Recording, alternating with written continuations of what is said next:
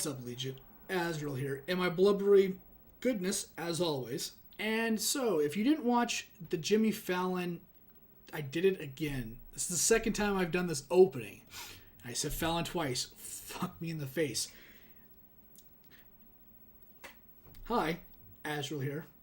And if you didn't watch the Kimmel show last night after the Oscars, go check that out on Hulu. Real funny, good stuff. The Matt Damon, of course, was the best part in the sketches they did, but they inadvertently showed, not inadvertently, they showed an extra TV, a new TV spot. Instead of, what we see in the commercial, this is the full continuation, my nose, it's the full continuation of when they go through the building. I will be checking that out in a later video, but it has got me looking, it has got me snooping around, and there is if I can find it right here, Zack Snyder talks about Batman vs. Superman and Turkish Airlines? Alright, Zack Snyder, the guy doing the movie. So let's check this out. Let's see what it's all about. Let's hope it's good. And yeah, I mean that whole after Oscars thing's really got me pumped again for Batman versus Superman. There's just shit going on, man. I'm not sorry. I mean, deal with it. So yeah, and we'll be checking out the spot. Maybe I'll just whatever. This is a super casual video, FYI. We're just fuck it. Today is a day for truth. With Batman v Superman, I wanted to continue this tone that we established in Man of Steel, but I really wanted to recapture some of the cinematic qualities of the movies that I loved, that inspired me. That's what were how those? It starts. The fever, the rage, Buff. that turns good men cruel. We spent a lot of time and were very careful about where we would go for the next journey into the DC universe. We knew we had established a Clark Kent Superman character in a world that we now Fuck build Superman. out from. This means something. That dude's It's all some shit. people have. It's all that gives them hope. We just felt like it was an original and interesting concept to pit him Flying. against another hero, but a darker hero. Look like a flying piece of dookie with a red cape. And Batman was the perfect foil. Of course it was. Tell me, do you bleed? You will.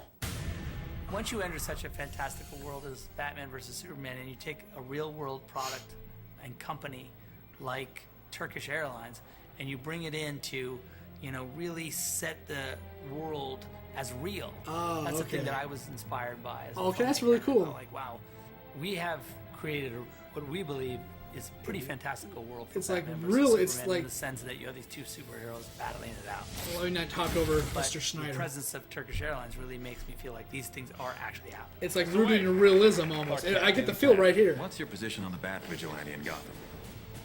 Seeing the motorcycle right there, and has yeah. this motto of widen your world.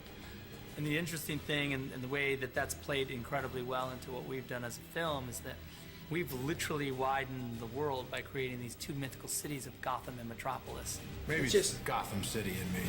Even the We part, just have a bad history with freaks dressed like clowns. even the parts that got you me excited in about real life Turkish that you Airlines like, was that their stuffy global reach, art and gathering their looking global thing brand, and is in the they movie. It makes it could bring really to feel our like project this awareness, and they represent What if it was certain real? quality of product that is really at a high level. And Damn, that it's a food great looks good. relationship for us because we try and create a product so that has, hungry. high production value, high conceptual value, and I think that the relationship with Turkish Airlines, that's really exciting for us. really throwing that Turkish Airlines out there. What up, girl? You died in Fast and Furious. Get wrecked. The spoof they did on Kimmel with this movie was epic. It was hilarious. Turkish Airlines. Alright, so yeah, this whole video started out kind of weird. Yeah, man, it was, like I was saying, in that gallery thing that they're doing, where the motorcycle is up on that thing to make it look nice, like it's an art piece or some, hipster bullshit, some millionaire hipster bullshit. Is that a thing? Can you be a millionaire hipster? I'm sure they try. there's, only so many millionaires. Yeah, fuck off. Yeah, it's just, that was like an uncomfortable scene. Like, I would go there going, oh my god, my clothes are really expensive, and if I piss myself, which I haven't done since a child, so just calm down. If, it's that awkward thing that if I did something, if I spilled something, oh my god, in front of all these socialites and cocksuckers. And I definitely feel like that's a gala, a soiree, something that's a benefit of some sort that you would see in the real Hollywood, where those two would be there. Well, Ben would be. And it's like, ugh, I don't like it. It's real life. And I didn't know about the Turkish airline, but he's making a superhero movie based or rooted in realism. And I've been using realism a lot. It's something I describe. It's the what if and the Heroes TV show. What if this stuff was real? How would people really react? The subject, my face just won't stop itching. I understand people really get kind of weird. Like, no, it's still just it's fake. But the thought process behind it isn't.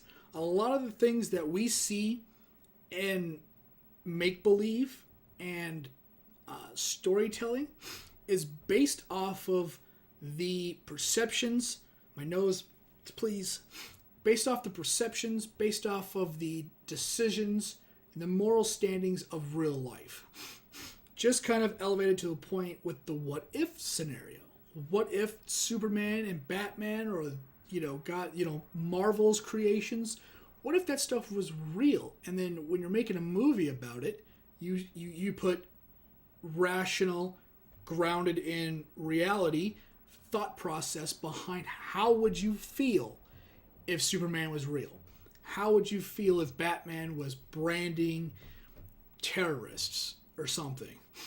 And that's when people really just kind of label this as a childish show or movie or cartoon even.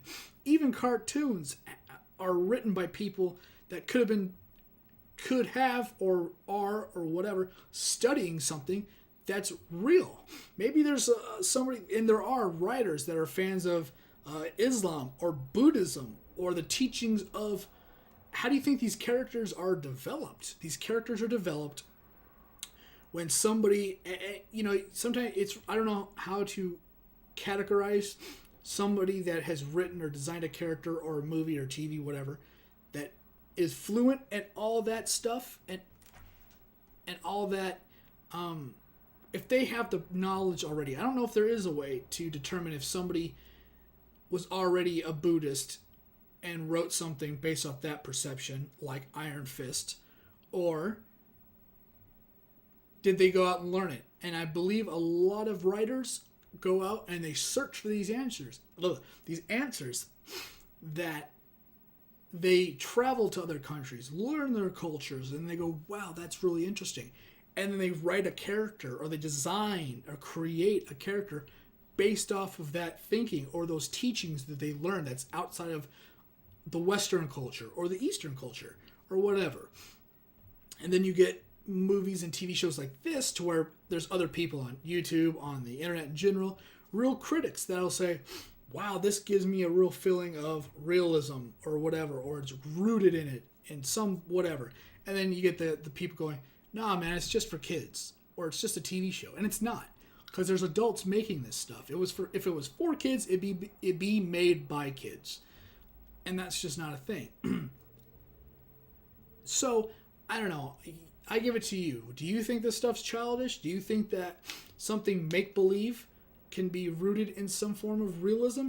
Like, I'm sure that fucking Alice the Looking Glass, or whatever the fuck that movie's called, the only realism you can get, or the only realistic ambitions you can take from that movie, is that there are schizophrenic people in real life. That would be it, right? That'd be the end of it. Because there's no giant caterpillar. The world doesn't, I don't even think a medieval world ran as like Neverland? Hello? The rabbit hole, whatever the fuck it's called. I almost called it Wonderland. Is it Wonderland? Because Neverland, Wonderland, I don't know. I don't remember. But yeah, okay, yeah, that's just the thing. And like maybe the hierarchy of the Red Queen or whatever her name is, maybe that's based off of Elizabeth from England. Who knows? Or somebody else that was brutal. And so, I mean, I don't know, man. I find this stuff and what he was saying, what Schneider was saying, taking reality and the world around it. And I want to do animation. I like doing, or would like to have a story that I've thought of for years ago and now. And every time I think about a story I would like to do in a form of animation, I think I would like to have the realistic traits of our world and what I do, so it looks like something like that. I don't want, Dragon Ball Z, where Capsule Corp, West City, and even some DC where it's Metropolis and Gotham. Iconic as they may be, it's still figments of our imagination. That's why I'm a Marvel supporter, and the fact with its New York City and all that kind of crazy things. I like that Heroes. People don't like Heroes, but the show was based off of the thought that if this was in real life, what the fuck would happen and what would people do? So that's just where I'm going to end it. I did go over the 10, but there will be nothing extra because of it. It'll just be the same old, same old. So thanks for watching. If you have any ideas about is this stuff, whether it's a cartoon to a movie or video games, is this all for children? Is this meant for adults? Is there, there was people back in the mid to late 90s making cartoons by adults for adults, like Spawn and the toys that were coming out and the whatever 16-inch bullshit. And their crusade, made by adults for adults, I think really made it cool for adults nowadays to still be into that kind of loony, cartoony stuff. Hell, I still like Bugs Bunny, motherfucker. You want to say something? Come at me, bro. I don't know why I said that. Excuse me. But yeah, if you have anything to add on any of the discussions that we're talking about here, because I go on like a billion different directions, leave a comment down below. I'd love to see and love to hear you. And if you want to like, subscribe, or share, remember, it's completely up to you. I'd appreciate it. I'd appreciate the support. Only if you like what's going on here, only if you like the content, and you feel like you're going to stick around. If not, I hope you find what you're looking for. I'll see you next time. Later, guys. Thanks for watching. I'm out.